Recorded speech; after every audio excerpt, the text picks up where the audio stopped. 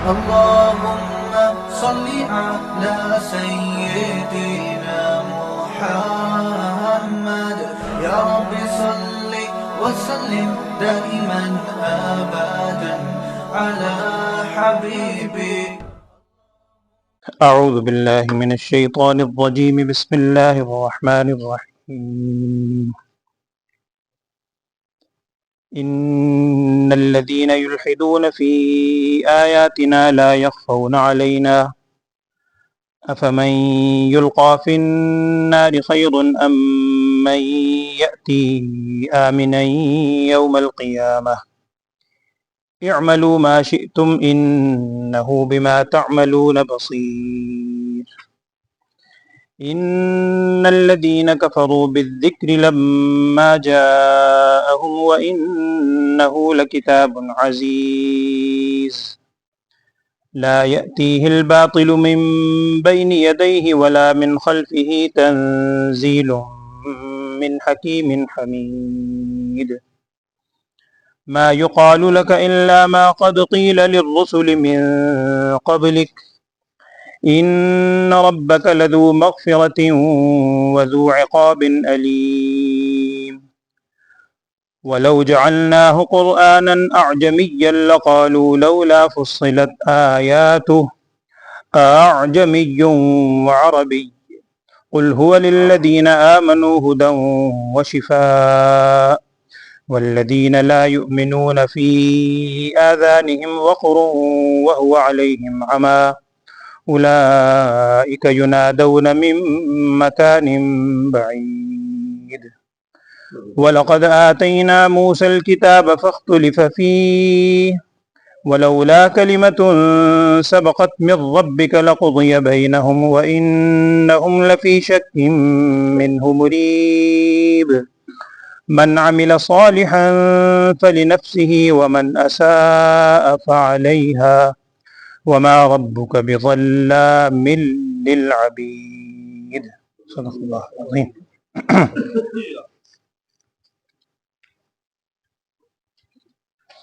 بسم اللہ الرحمن الرحیم.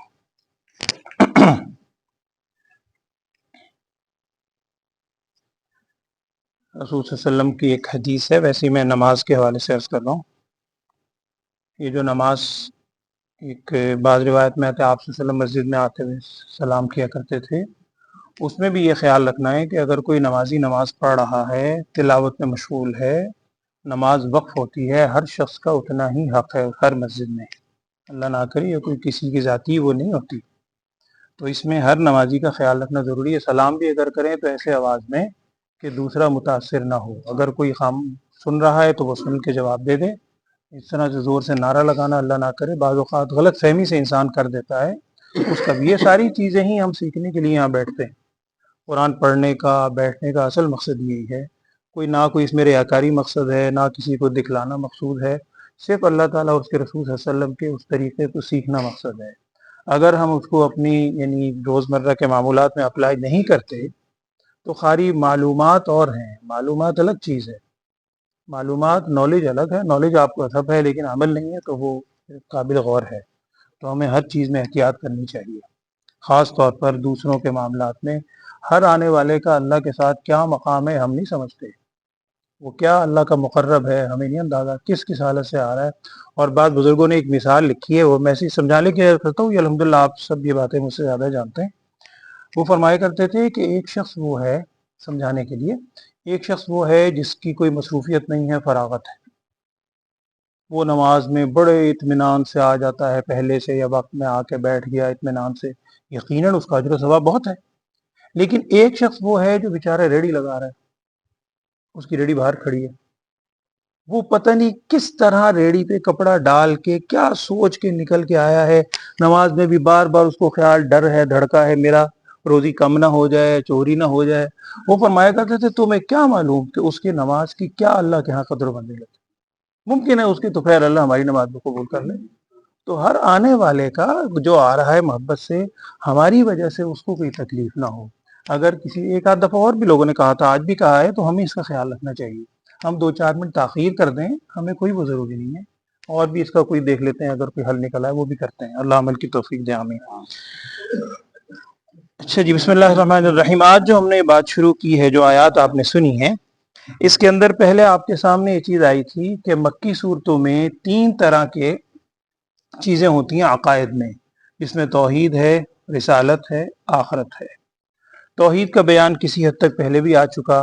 آج کی آیات میں، ابتدائی آیات میں تو نہیں، آگے جا کے قرآن کا اور رسالت کے حوالے سے ذکر آئے گا، اور اس کے بعد آخری رکوع جو ہے اس صورت کا، اس میں آخرت کے حوالے سے ہے۔ آج جو پہلی آیت آپ نے سنی ہے، خصوصاً 2 آیات، اس میں ایک چیز سمجھنے والی ہے، اس کو ذرا توجہ سن لیجئے۔ یہاں ایک لفظ آیا ہے یلحدون۔ ہم ایک اردو میں لفظ بولتے ہیں ملحد، الحاد، یا اور اگر میں آپ سے آسان عرض کروں، قبر میں جو مردے کو رکھا جاتا ہے، اس قبر کی بھی 2 صورتیں ہیں۔ ہمارے ہاں تو ایک ہی صورت رائج ہے، ایک کہلاتی ہے لحد، ایک کہلاتی ہے شق۔ لحد عام اصطلاح میں ہم اردو میں اس کو کہتے ہیں بغلی قبر، جس میں ایسے کر کے سائڈ پہ یوں کر کے جگہ بنی ہوئی ہوتی ہے۔ رسول اکرم صلی اللہ علیہ وسلم کی قبر مبارک بھی لحد کی شکل میں ہے، وہ تفصیل ہے اس کی کہ کیا وجہ ہوئی تھی، وہ ساری الگ مسئلہ۔ تو لحد کا لفظی مطلب ہوتا ہے ٹیڑھا، مفہوم اگر دیکھیں نا، ٹیڑھی کوئی چیز ایسے کر کے نکالی جائے، اسی سے ہے الحاد۔ یہ یلحدون بھی وہی ہے کہ جو دین کے اندر ٹیڑھی چیز یعنی اختیار کرتے ہیں، سیدھا سادہ مسئلہ ہے اس کو چھوڑ کر خام خام غلط سلط تعویلات اپنی بیان کرتے ہیں، قرآن کے اندر، حدیث کے اندر غلط تعویلات بیان کرتے ہیں پوری امت سے ہٹ کر۔ وہ کیا ہے؟ ٹیڑھا پن نکال رہے ہیں دین کے اندر۔ اسی کو دوسرے لفظوں میں کہا جاتا ہے ملحد۔ میں بس عرض کر رہا ہوں سمجھانے کے لیے۔ ملحد کی اصطلاحی طور پر علماء نے، اہل علم میں 2 قسمیں لکھی ہیں۔ ایک ملحد تو وہ کہلاتا ہے جو صراحتاً منکر ہے، اللہ اور اس کے رسول کا منکر ہے، وہ تو منکر ہے، کافر ہے، وہ تو ملحد ہے ہی۔ ایک وہ ہوتا ہے جو بظاہر اپنے اسلام کا دعویٰ کرتا ہے، بظاہر اپنے آپ کو مسلمان شو کراتا ہے، مسلمانوں کے ساتھ اٹھتا بیٹھتا ہے، لیکن جو اسلام کا عمل اس کے ذاتی مفاد پہ یعنی رکاوٹ پیدا کرتا ہے، اس میں غلط سلط اپنی تعویلات توڑ مروڑ کے اور بیان کرتا ہے کہ جی اصل تو یہ ہے چیز۔ اور خصوصاً چونکہ اسلام کو باقی رکھنا یہ اللہ جل شانہ کی اللہ نے اپنے ذمہ لیا ہے۔ انا نحن نزلنا الذکر میں علماء نے لکھا ہے صرف قرآن کی حفاظت نہیں ہے، وہ قرآن کے جو معنی ان کی حفاظت بھی ہے۔ تو اس حوالے سے ملحد وہ کہتے ہیں۔ یہاں قرآن کیا کہہ رہا ہے پہلی آیت میں؟ اس میں 3 طرح سے ان کو جھنجھوڑا جا رہا ہے ملحد کو، چاہے وہ صراحتاً انکار کرے، چاہے وہ غلط سلط تعویلات کر کے الٹا سیدھا معنی بیان کرے قرآن حدیث۔ کیا کہا جا رہا ہے؟ پہلی جھنجھوڑ اللہ کی طرف سے یہ ہے کہ یہ جو بندہ سمجھتا ہے نا میں نے الٹا سیدھا چھپ کے کوئی وار کر لیا، یوں کر لیا، شاید پتہ نہ چلے، اللہ تعالیٰ فرما رہے ان الذین یلحدون فی آیاتنا، جو ہماری آیاتوں میں ٹیڑھا پن دکھاتے ہیں نا، لا یخفون علینا، پہلی بات تو یہ ہے کہ یہ ہم پہ مخفی نہیں ہے، وہ یہ نہ سمجھیں کہ ہاں کہ ہم پہ مخفی نہیں ہے، یہ چیز کوئی چھپی ہوئی ہے، اللہ تعالیٰ اس کو جانتا ہے، اللہ تعالیٰ پر مخفی نہیں ہے۔ ایک تو بندے کو یہی چوک جانا چاہیے کہ میں جس کو چاہ رہا تھا کہ میں چھپا لوں گا، چھپ نہیں سکتے۔ دوسرا الفاظ کیا ہے کہ ذرا سوچو تو صحیح، ایک شخص وہ ہے جس کو اس الحاد کی وجہ سے یا انکار کی وجہ سے جہنم میں ڈال دیا گیا ہے، اور ایک وہ ہے جو اللہ کے حضور انشاءاللہ قیامت کے دن بڑے امن و امان سے آئے گا۔ سوچنے کی بات ہے، بھلا یہ دونوں برابر ہو سکتے ہیں؟ تو تم جو یہ غلط سلط تعویلات نکال رہے ہو، اس کے مقابلے میں جو سیدھا سادہ ایمان رکھنے والا آدمی ہے، تم کیسے برابر ہو سکتے ہیں؟ یہ بھی جھنجھوڑا جا رہا ہے۔ تیسرے الفاظ یہ ہیں کہ اعملوا ما شئتم، اچھا پھر بھی باز نہیں آتے نا، جو ہوتا ہے کر لو، اعملوا ما، جو تم سے ہو سکتا ہے کل، کہاں تک جاؤ، کتنا کو آگے جاؤ گے، کتنا کو دھوکہ دے سکو گے، آخر آنا تو ہمارے پاس ہے۔ تو اس طرح ان الفاظ میں اس شخص کو جھنجھوڑا جا رہا ہے، ملحدین کو، کہ تم جو مرضی کر لو، انہ بما تعملون بصیر، جو کچھ تم عمل کر رہے ہو نا، اللہ اس کو دیکھ رہا ہے۔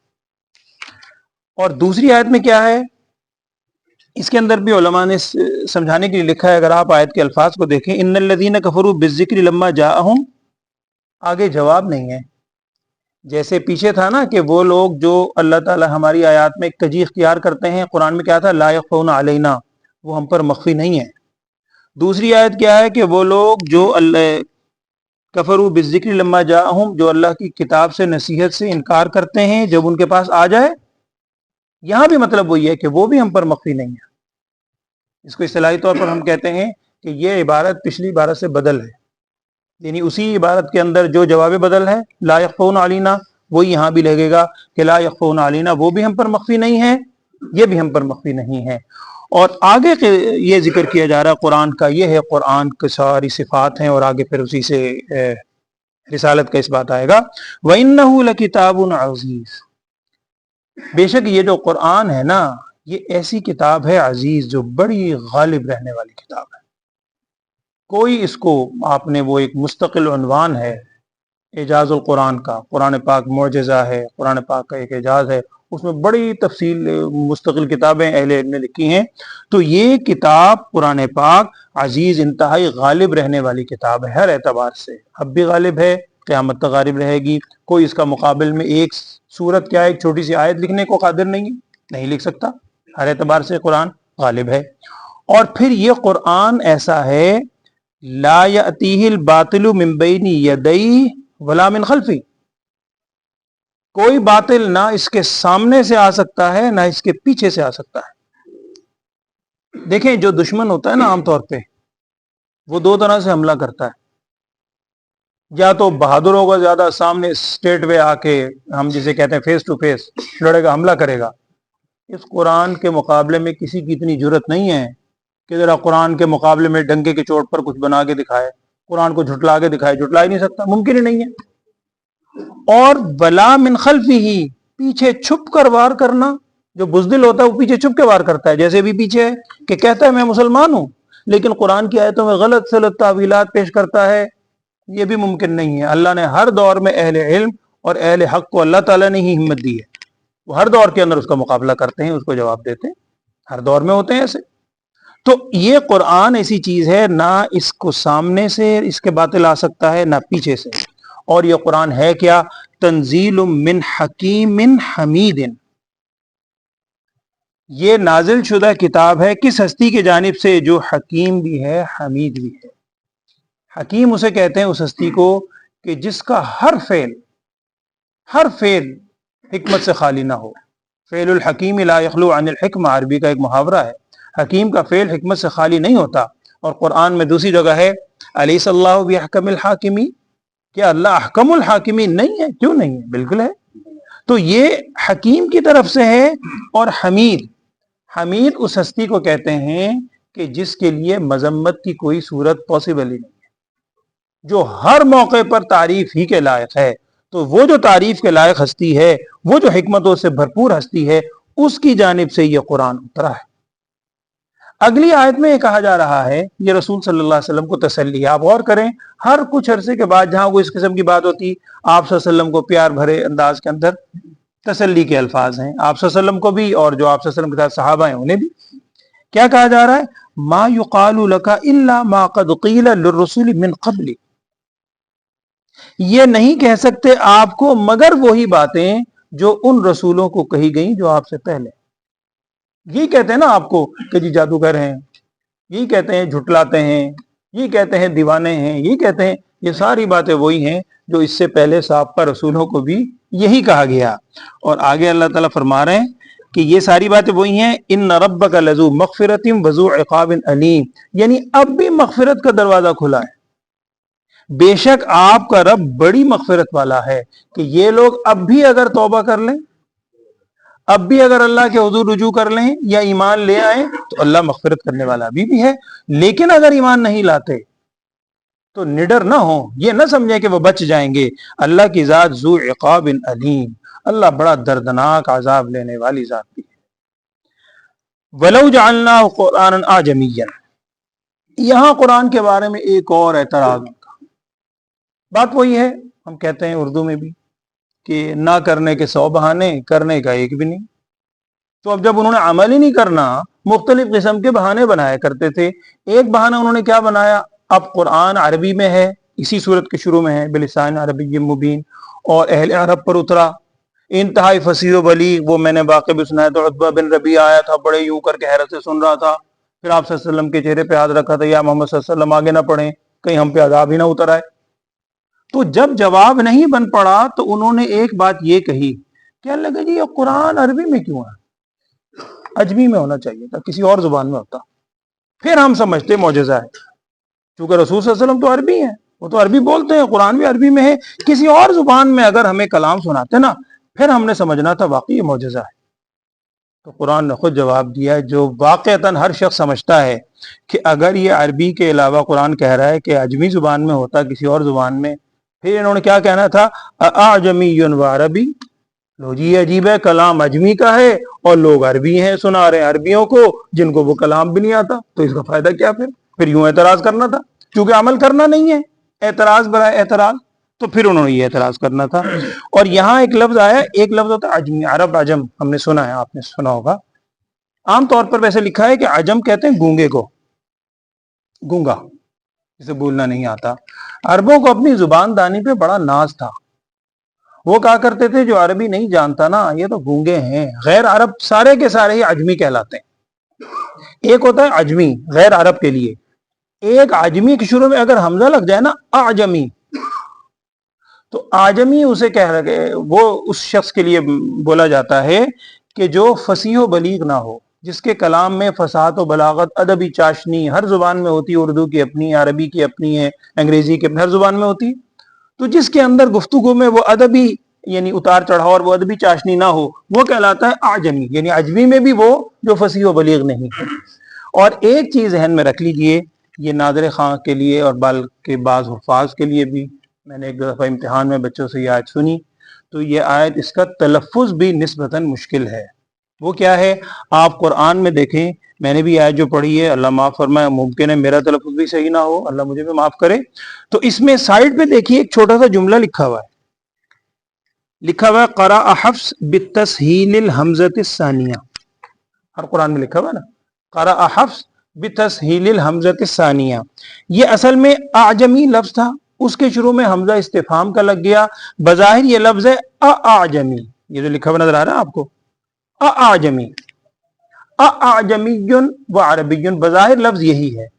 اور علم قرات میں ہم پڑھتے ہیں، تجوید و قرات میں ہر حرف کا ایک مخرج ہوتا ہے، حمزے کا ایک خاص مخرج ہے جہاں سے وہ آواز نکلتی ہے، حلق کے خاص حصے سے، تو اصولی طور پر ان دونوں حمزوں کو واضح طور پر پڑھنا چاہیے، جیسے لکھا ہوا ہے اعجمی و عربی۔ ہم جس روایت میں قرآن پاک پڑھتے ہیں وہ روایت حفص کہلاتی ہے، وہی حاشیے میں لکھا ہوا ہے، روایت حفص میں یہاں پر تسہیل ہے، قرات کا اصول ہے۔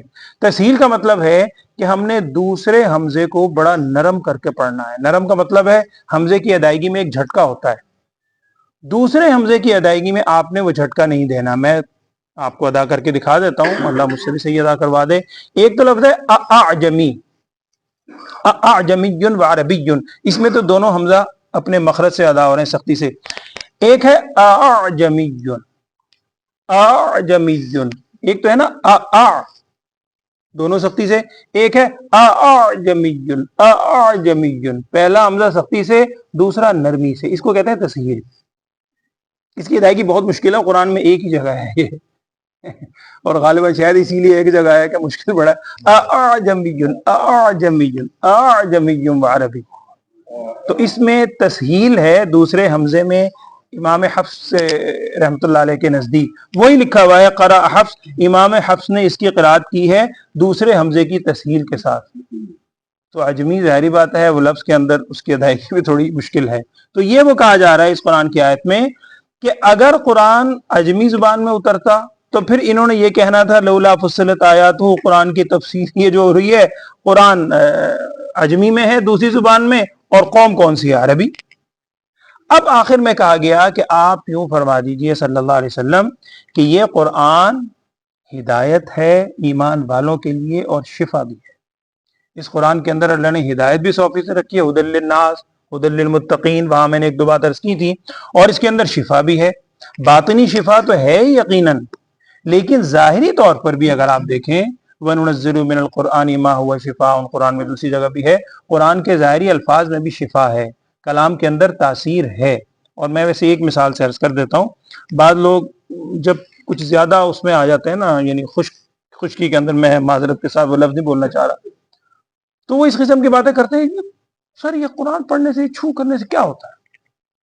ویسے آپ نے وہ قرآن پڑھ کے چھو کر دیں، یہ وہ ہوتا اگر نہ ہوتا تو رسول صلی اللہ علیہ وسلم اپنے جسم اطہر پہ رات کو پڑھ کے کیوں دم کرتے؟ ہم نے تو آپ صلی اللہ علیہ وسلم کی اتباع میں کرنا ہے، لیکن اثر کیوں نہیں ہوتا؟ سنیں ذرا، اس کی مثال بڑی عام فہم مثال لکھی ہے۔ مثال یہ لکھی ہے کہ اگر آپ بیٹھے ہوئے ہیں کسی شخص کے ساتھ، آرام سے آپ باتیں کر رہے ہیں، وہ دور بیٹھا ہے، آپ ادھر بیٹھے، گپ شپ ہو رہی، ہنسی مذاق ہو رہا ہے، ایک دم آپ کسی بات پہ اختلاف کرتے ہیں، اس کو گالیاں دینی شروع کر دیتے ہیں، ایک گالی دیں، دوسری گالی دیں، تیسری گالی دیں، اب وہ اس کی طبیعت میں ہو رہا، تبدیلی آئے گی، غصہ بھی آئے گا اور بازو بھی چڑھائے گا۔ سوال یہ ہے آپ نے اس کو ٹچ بھی کیا ہے؟ کچھ بھی نہیں کیا، آپ نے صرف الفاظ بولے۔ تو جب برے الفاظ، گالم گلوچ کے الفاظ کان سے اتر کر طبیعت میں اثر پیدا کرتے ہیں اور طبیعت ایک دم متغیر ہو جاتی ہے، تو اللہ کا کلام اگر کان سے اندر اترے گا تو وہ تاثیر نہیں کرے گا؟ کیوں نہیں ہوگی؟ تو اس کی تاثیر بھی یقیناً ہوتی ہے۔ اگر اللہ تعالیٰ کے کلام کو خوش الحانی سے پڑھا جائے تو وہ اس کا اثر ہوتا ہے۔ تو وہی ہے، اس قرآن کے اندر شفا بھی ہے۔ اور جو ایمان نہیں لاتے ان کی کیفیت وہی ہے، اسی صورت کے اندر آپ پیچھے سن چکے ہیں، انہوں نے کیا کہا تھا کہ وَقَالُوا قُلُوبُنَا فِي أَكِنَّةٍ، ہمارے قلوب پر پردہ ہے اور ہم نہیں سنتے۔ وہی الفاظ ہے کہ جو ایمان نہیں لاتے ان کے کانوں کے اندر گویا بوجھ ہے، وَهُوَ عَلَيْهِمْ عَمَىٰ، اور ان کے لیے یہ اندھا پن ہی ہے۔ آگے الفاظ آپ نے آج سنے، اولئک ینادون من مکان بعید۔ بعض تفاسیر میں لکھا ہے کہ یہ لفظ عربی زبان میں ایک محاورے کے طور پر استعمال ہوتے ہیں۔ محاورہ یہ ہے اولئک ینادون من مکان بعید، کہ جو شخص کسی بات کو سنجیدگی سے سنتا ہی نہیں ہے، اس نے کوئی بات سنجیدہ ہو کے سننی نہیں ہے، جو بات بھی ہے اس نے کہنا بس یہ تو ویسے ہی ہے، تو اس کے لیے یہ لفظ آتا ہے کہ اس کو ایسا ہی ہے جیسے کسی کو دور سے پکارا جائے۔ بات انہوں نے قریب سے سنی ہے لیکن سنی انسنی کر دی، ایسے ہی ہے جیسے دور سے کسی کو آواز میں، ظاہری بات اس نے سنی نہیں سنی سمجھ نہیں آیا۔ تو جو ایمان نہیں لاتے ان کی یہ کیفیت ہے جیسے ان کو دور سے بات سنائی جاتی ہے۔ اب وہی الفاظ پھر ہیں، رسول صلی اللہ علیہ وسلم کو ایک واقعے کی طرف اشارہ کیا جا رہا ہے کہ وَلَقَدْ آتَيْنَا مُوسَى الْكِتَابَ، ہم نے موسیٰ علیہ السلام کو بھی کتاب دی تھی، ان کے ساتھ بھی اختلاف کیا گیا، انہوں بھی بنی اسرائیل کے، ان کے امتیوں نے نہیں مانا، بہت سے لوگوں نے نہیں مانا۔ آپ کے اگر یہ امتی نہیں مان رہے تو ہر ایک کے ساتھ یہی ہوا ہے۔ اور آگے الفاظ ہیں وَلَوْلَا كَلِمَةٌ، اگر ایک بات نہ ہوتی جو طے ہو چکی ہے، آپ کے رب سے، آپ کے رب کی جانب سے اگر پہلے سے ایک طے شدہ بات نہ ہوتی تو ان کے درمیان فیصلہ ہو ہی جاتا۔ وہ طے شدہ بات کیا ہے؟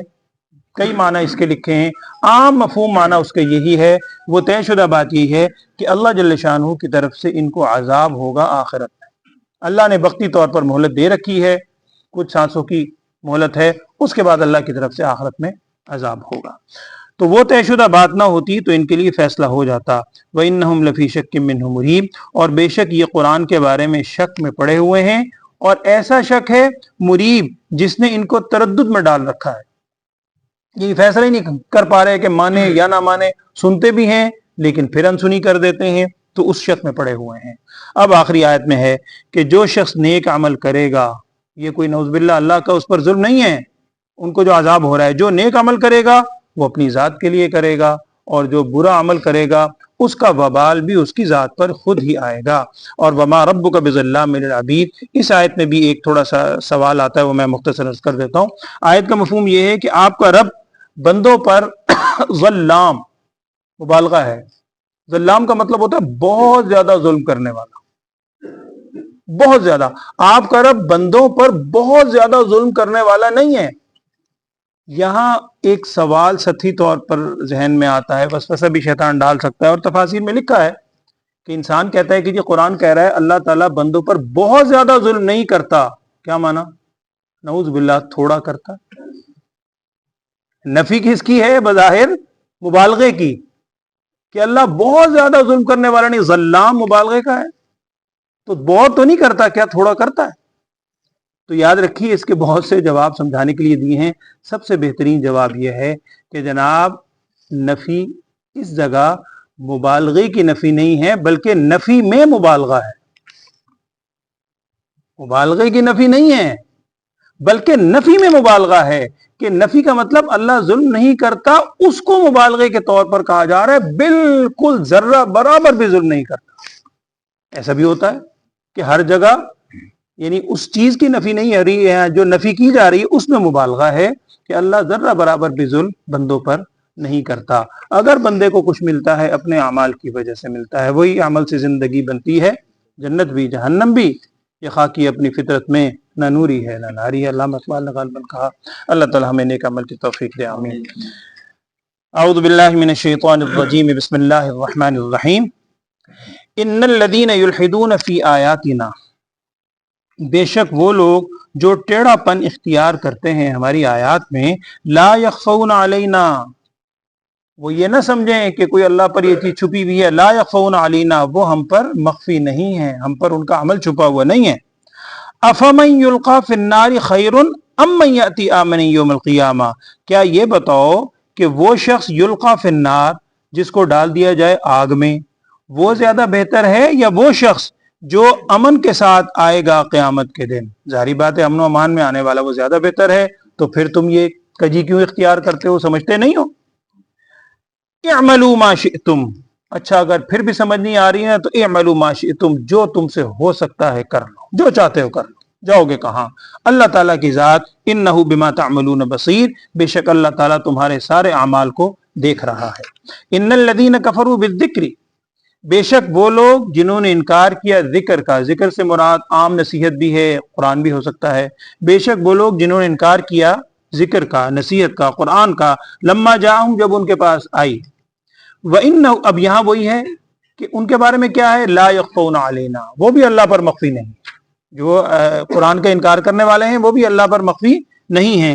وَإِنَّهُ لَكِتَابٌ عزیز، بے شک یہ قرآن کتاب ہے عزیز، ایک انتہائی بزرگ ترین کتاب ہے، انتہائی غالب ہونے والی کتاب ہے، ہر طرح سے غالب ہے اور قیامت تک غالب رہے گی۔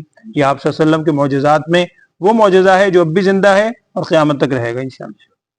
لا یأتیہ الباطل من بین یدیہ ولا من خلفہ، نہیں آ سکتا باطل اس کے سامنے سے اور نہ ہی اس کے پیچھے سے، کسی طرح بھی آ کر اس قرآن کو نقصان پہنچا نہیں سکتا باطل۔ تنزیل من حکیم حمید، یہ قرآن نازل شدہ ہے اس ہستی کی جانب سے جو انتہائی حکمت والی ہے، حمید اور ہر طرح کی تعریف کے لائق ہے۔ ما یقال لک الا ما قد قیل للرسل من قبلک، نہیں کہا گیا آپ کو مگر وہی چیز جو کہ کہی گئی ان رسولوں کو جو آپ سے پہلے گزر چکے ہیں، آپ صلی اللہ علیہ وسلم پہلے جو انبیاء ہیں ان کو بھی یہی باتیں کہی گئیں۔